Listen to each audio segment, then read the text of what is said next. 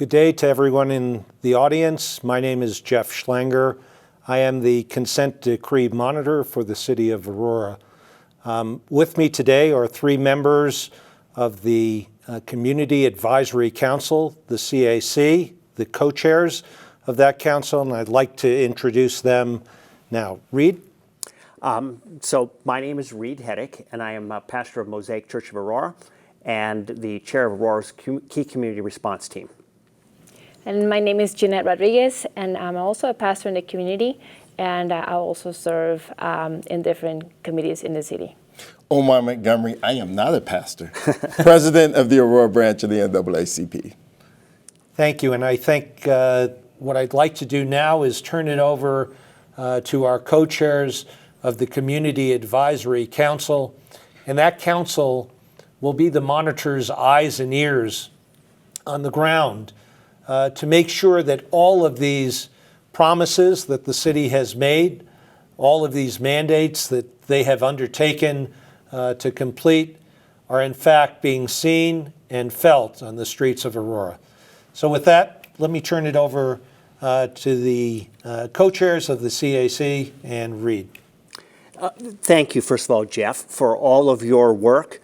Your team and your just sort of the scope of work is great, is incredible, and I've been really impressed with the skill set that you and your team brings.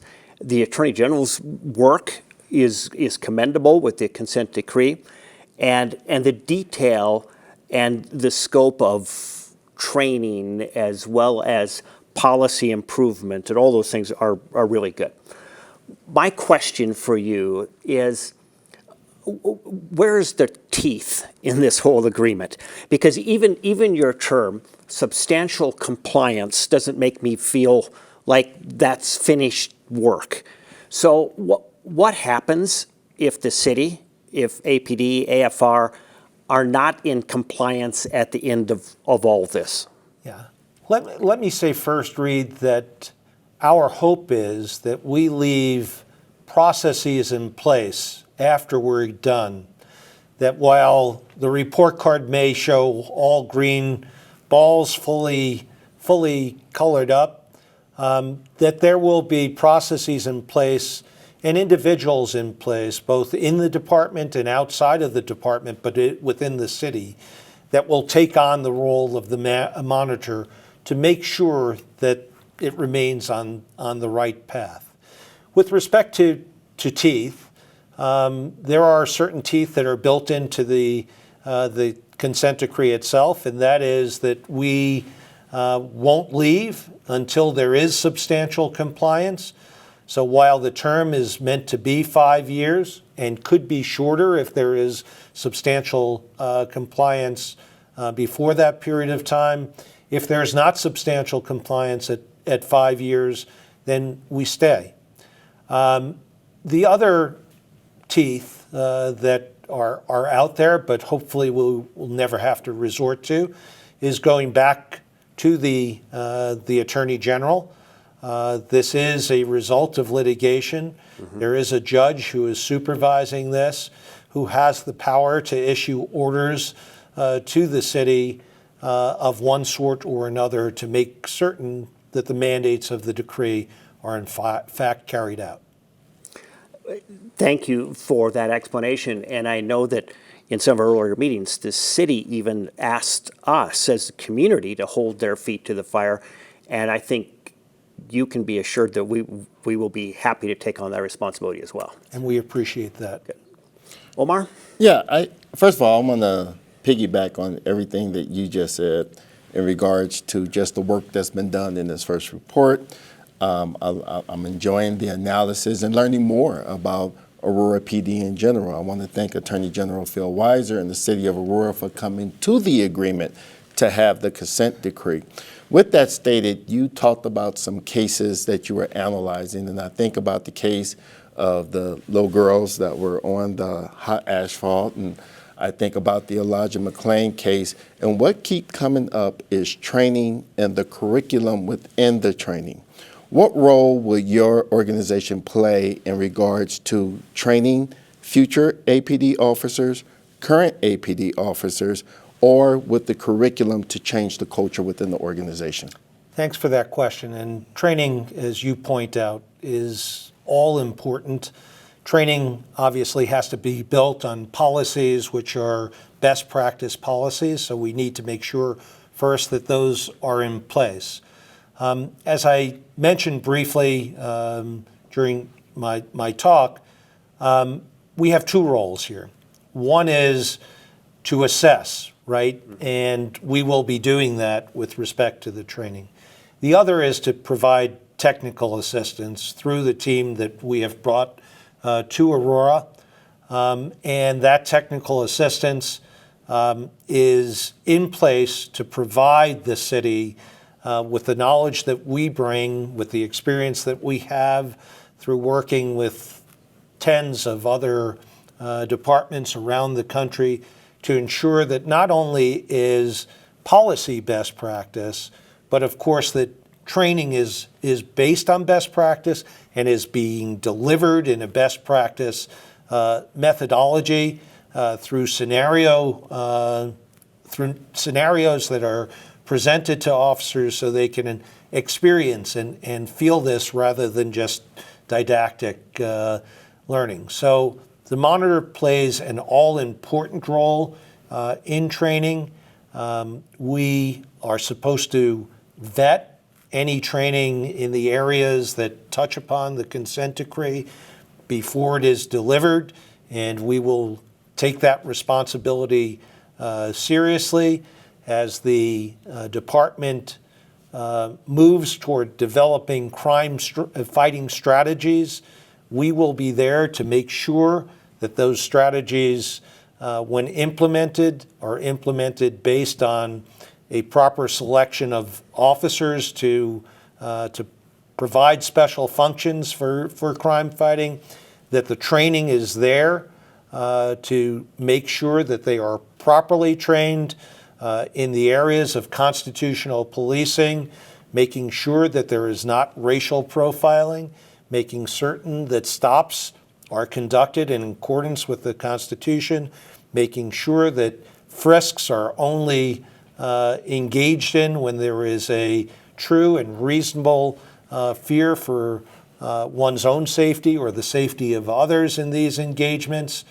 So we will be looking at all of that. And we have a great tool that wasn't here when I started in this business.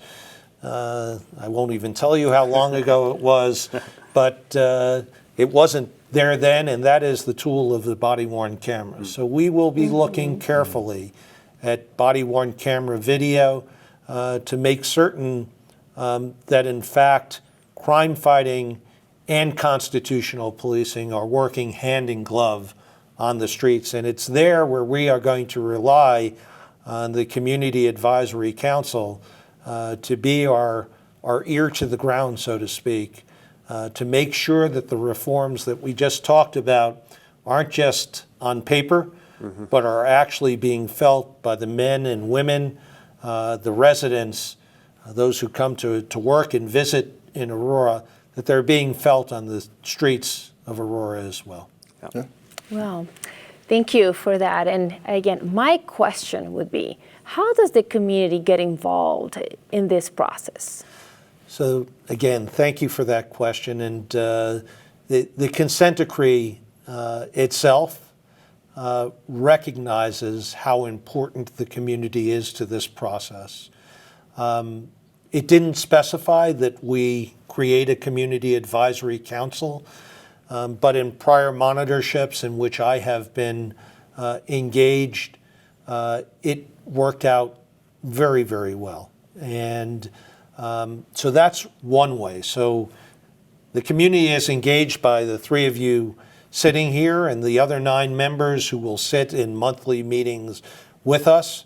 The community will be engaged through our website, which, by the way, is translatable into, I think, 100 languages or so.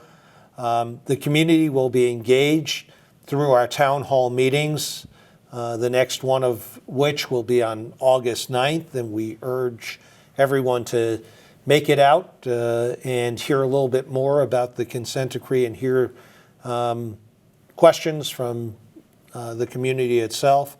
And we hope that people will reach out to the members of the CAC who aren't serving on that important committee, but who can lend input, raise issues,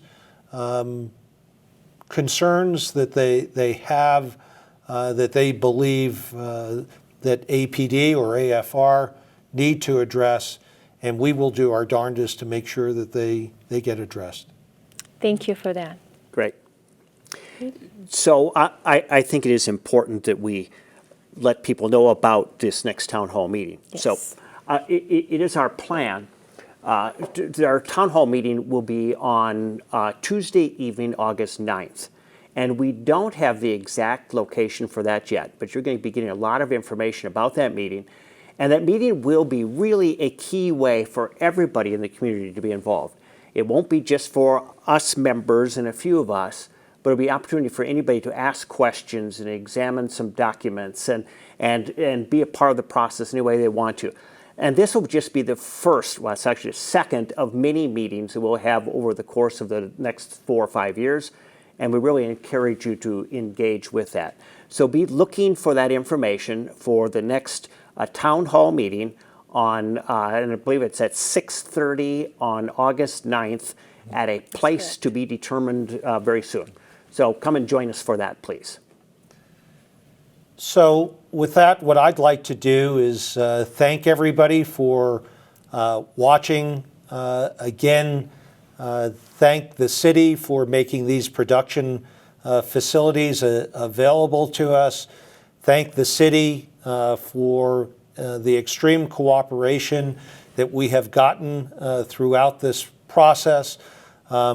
Thank the community for its involvement. Thank my co-chairs here, but also thank the men and women of the Aurora Police Department and Aurora Fire Rescue for that which they do every day, for putting their lives on the line for each of us to make sure that we can enjoy the community as we do. So thank you, and we look forward to seeing you at that town hall.